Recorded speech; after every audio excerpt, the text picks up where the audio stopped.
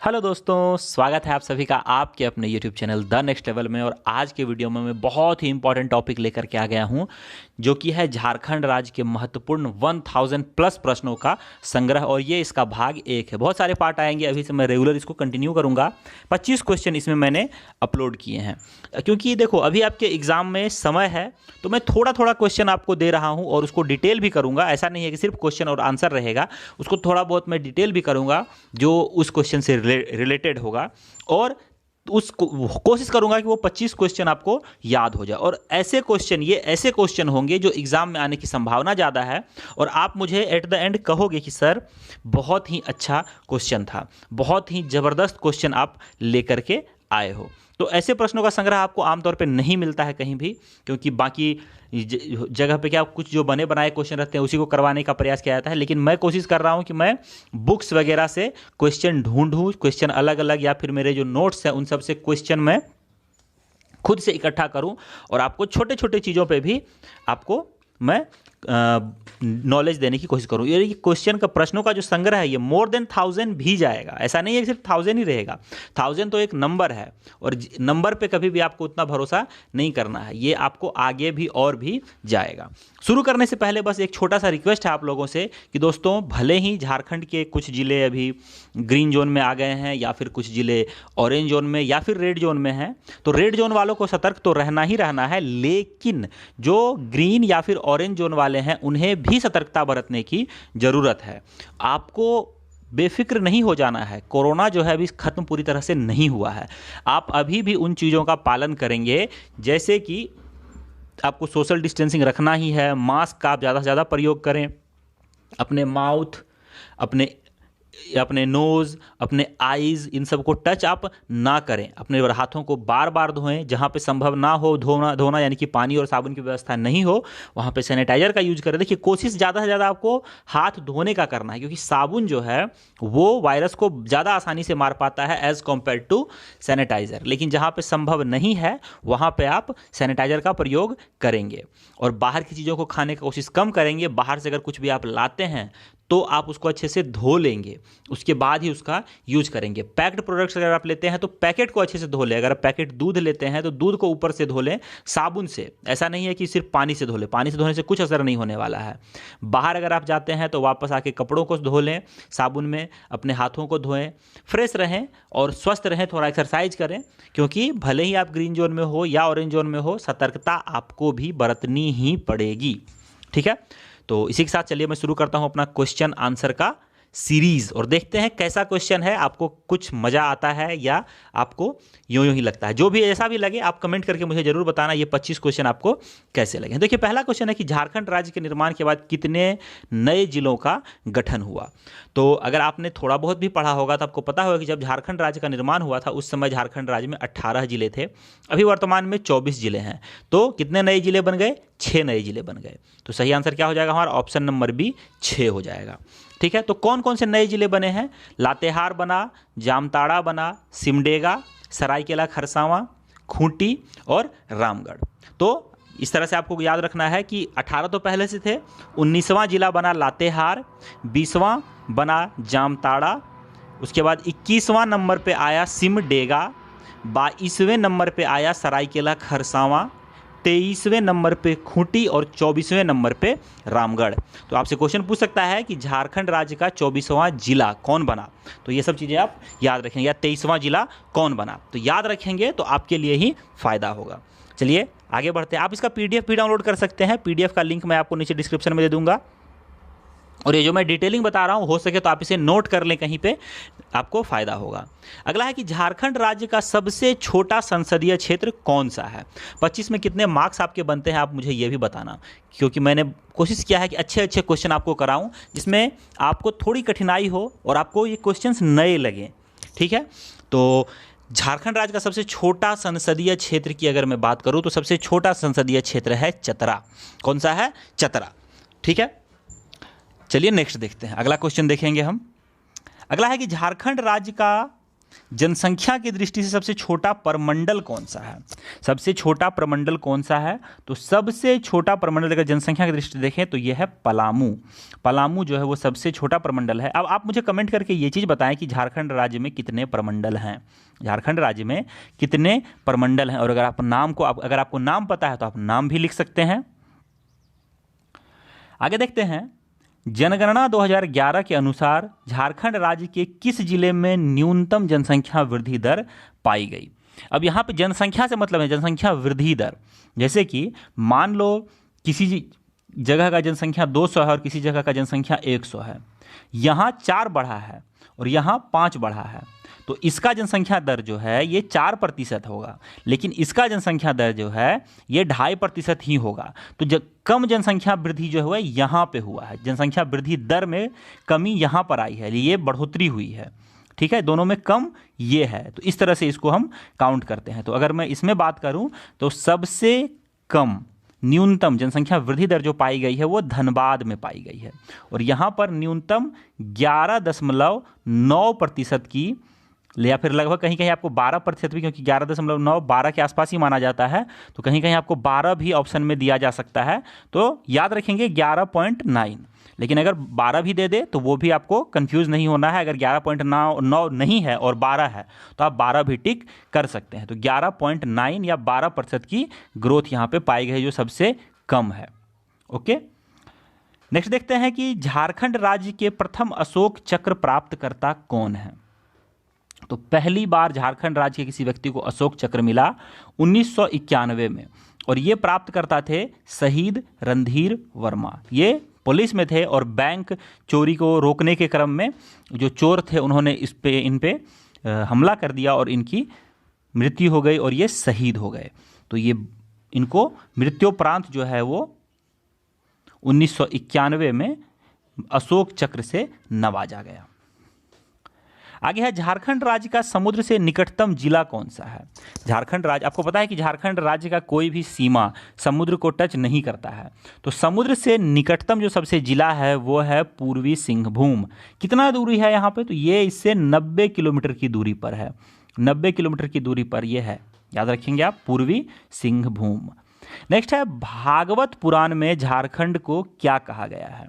भागवत पुराण में झारखंड को क्या क्या? अब देखिए ये क्वेश्चन बहुत ही इंपॉर्टेंट हो जाता है। ये जितने भी इसमें मैंने नाम लिखे हैं ये सभी के सभी झारखंड के ही नाम हैं जो अलग अलग जगह पे इसको कहे गए हैं। तो अगर मैं यहाँ पे बात करूँ कि भागवत पुराण में क्या कहा गया है, तो भागवत पुराण में इसको किकट प्रदेश कहा गया है, किकट प्रदेश।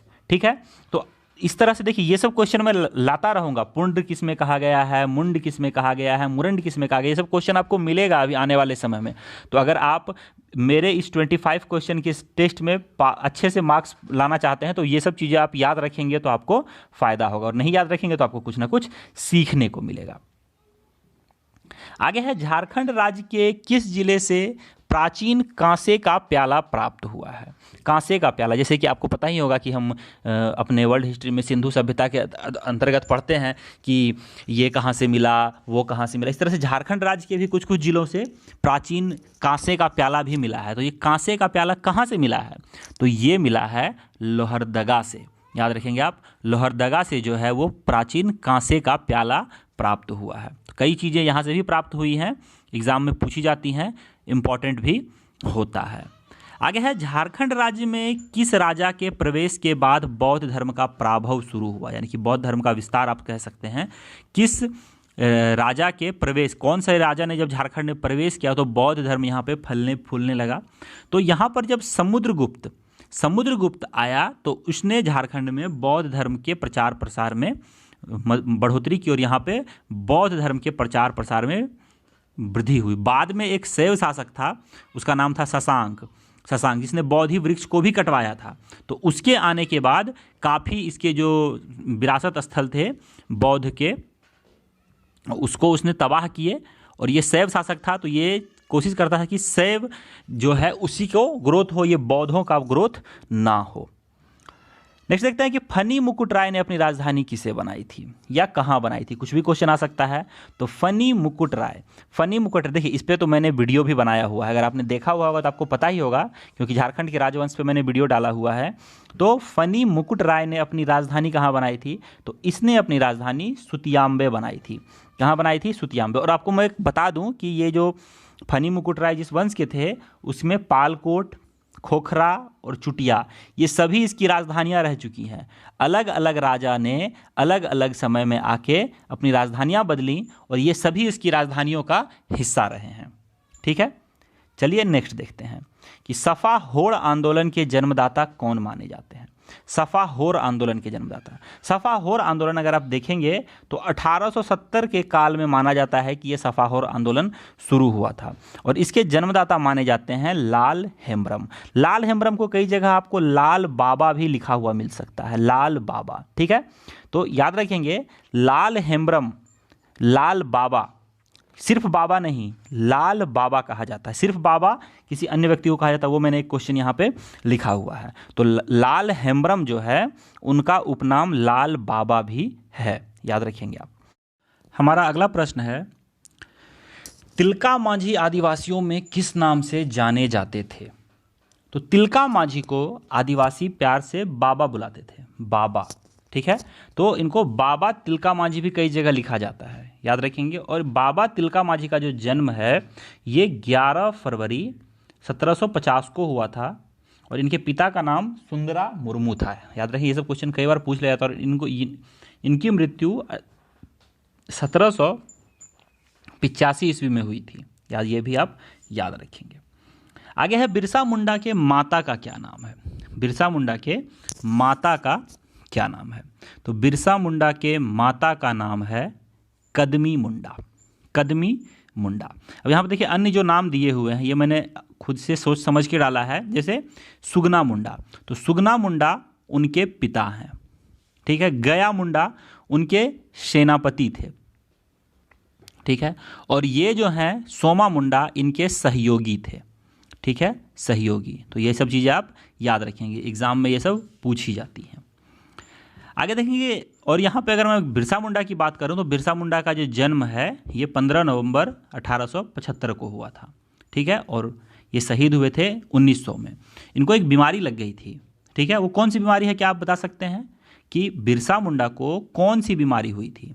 बीमारी का आपको नाम बताना है, जिस वजह से इनकी मृत्यु हुई थी, ये शहीद हुए थे, किस वजह से इनको, ये बीमारी का नाम क्या है, ये आप मुझे कमेंट करके बताएंगे। गौतम धारा जलप्रपात किस नदी पर स्थित है। अब देखिए, गौतम धारा को कुछ लोग गौतम घाघ के साथ कंफ्यूज कर सकते हैं। तो गौतम धारा और गौतम घाघ दो अलग अलग जलप्रपात है, याद रखेंगे। गौतम धारा और गौतम घाघ दो अलग अलग जलप्रपात है। गौतम घाघ जो है ये लातेहार में है। ठीक है, ये लातेहार में है। और गौतम धारा जलप्रपात जो है इसको हम जोन्हा जलप्रपात भी कहते हैं, जोन्हा जलप्रपात भी कहते हैं। और ये है कहाँ पे, रांची में है। रांची से 32 किलोमीटर की दूरी पर है, मेन रांची शहर से 32 किलोमीटर की दूरी पे है। और ये स्थित है राडू नदी पर। गौतम धारा जलप्रपात राडू नदी पर स्थित है। इसको गौतम घाघ के साथ आप कंफ्यूज बिल्कुल नहीं करेंगे। ठीक है, गौतम घाघ लातेहार में है और गौतम धारा जो है ये रांची में है। गौतम धारा जलप्रपात का नाम जोन्हा जलप्रपात भी है और गौतम धारा जलप्रपात रांची से 32 किलोमीटर की दूरी पर है और इसकी ऊंचाई 55 फीट है। और गौतम धारा ही जलप्रपात राडू नदी पर है। गौतम घाघ से सिर्फ मैंने इतना बताया है कि ये लातेहार में है। दोनों मिलता जुलता है नाम, इसीलिए इसमें कन्फ्यूजन हो सकता है, इसीलिए मैंने आपको दोनों के बारे में अलग अलग बता दिया है। तो आई होप आपको समझ में आया होगा। नेक्स्ट है, एशिया की सबसे बड़ी लोहे की खान कौन सी है। ये एशिया की है सबसे बड़ी, और सोच लो हमारे कहाँ पर है, झारखंड में। तो एशिया की सबसे बड़ी लोहे की खान नोवा मुंडी है। क्या है, नोवा मुंडी, याद रखेंगे आप। नेक्स्ट है, झारखंड में कौन सा अभ्रक पाया जाता है जिसकी मांग पूरे विश्व में है, जिसकी मांग पूरे विश्व में है। तो ये अभ्रक है, कौन सा अभ्रक है आप सोच के बताइए। ये अभ्रक है मास्कोवाइट। मास्कोवाइट, देखिए अभ्रक दो प्रकार के ज़्यादातर पाए जाते हैं, एक होता है बायोटाइट, एक होता है मास्कोवाइट। और ये मॉस्को वाइट जो है ये सर्वश्रेष्ठ माना जाता है, ये सबसे अच्छा माना जाता है। ठीक है, जैसे लोहे में अलग अलग क्वालिटी की लोहे होते हैं। ठीक है, फिर आपको कोयला में भी अलग अलग क्वालिटी पाया जाता है, लोहा इस्क में भी अलग अलग लोहा पाया जाता है। उसी तरह से अब्रक में भी अलग अलग प्रकार के पाए जाते हैं, जिसमें से ये मॉस्को वाइट जो है ये सबसे बेस्ट है और यही होता है हमारे झारखंड में, जिसकी डिमांड पूरे ऑल ओवर वर्ल्ड में है। झारखंड में कायनाइट का सबसे बड़ा भंडार कहाँ है? कायनाइट का सबसे बड़ा भंडार झारखंड में कहाँ पे है? लाप्साबुरु। लाप्साबुरु में है, याद रखेंगे आप, सबसे बड़ा भंडार लाप्साबुरु में है। नेक्स्ट है, झारखंड राज्य में पहली बार रेल परिवहन का विकास प्रारंभ कब हुआ? रेल प्रारंभ पहली बार चला था, कब चला था? 1860 से 62 ईस्वी के बीच। 1860 से 62 ईस्वी के बीच चला था। ये ईस्ट इंडिया कंपनी के द्वारा कोलकाता से राजमहल तक प्रथम रेल मार्ग बनाया गया था। तो चला तो था कोलकाता से, बंगाल से, लेकिन ये राजमहल तक आया था। तो राजमहल आज के समय में झारखंड में है, तो इसीलिए झारखंड का ये पहला क्या है? रेल मार्ग है। कोलकाता से राजमहल आया था। ठीक है, ईस्ट इंडिया कंपनी ने बनाया था इसको। आगे है, घर बंधु पत्रिका किस वर्ष प्रकाशित हुआ था? घर बंधु पत्रिका ये प्रकाशित हुआ था 1880 में। मैंने थोड़ा सा पॉज लिया, सोचा कि आप सोचे थोड़ा सा। तो ये 1880 में आया था और ये एनॉट रॉड नाम के एक व्यक्ति थे, एनॉट रॉड, इन्होंने ही इसका संपादन करते, यही इनके संपादक थे। और ये जर्मन मिशन, जो ईसाइयों के प्रचार प्रसार हेतु जर्मन मिशन आई थी रांची, इसके द्वारा ईसाई दर्शन साथ ही साथ समाचार बताने के उद्देश्य से इसको प्रकाशित किया गया था। तो इसके संपादक एनॉट रॉड थे, याद रखेंगे आप। आगे है, झारखंड राज्य में गैर जनजातियों को क्या कहा जाता है? झारखंड राज्य में जो गैर जनजातियाँ, यानी कि आपको पता है कि 32 जनजातियाँ झारखंड राज्य में पाई जाती हैं, तो इसके अलावा जो गैर जनजातियाँ हैं उसको क्या कहा जाता है झारखंड में? तो उसके अलावा जो झारखंड के जो प्राचीन निवासी ही हैं, लेकिन वो 32 जनजातियों में से नहीं आते हैं, तो वो कहलाते हैं सदान।